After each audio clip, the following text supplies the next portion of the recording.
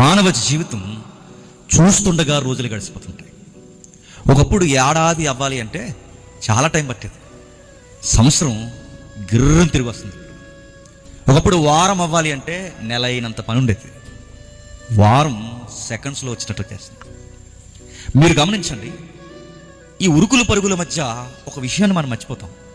అది ఏం మర్చిపోతామంటే, మన జీవితం మన కళ్ళ ముందు కొవ్వొత్తిలా కరిగిపోతుందని మర్చిపోతాం.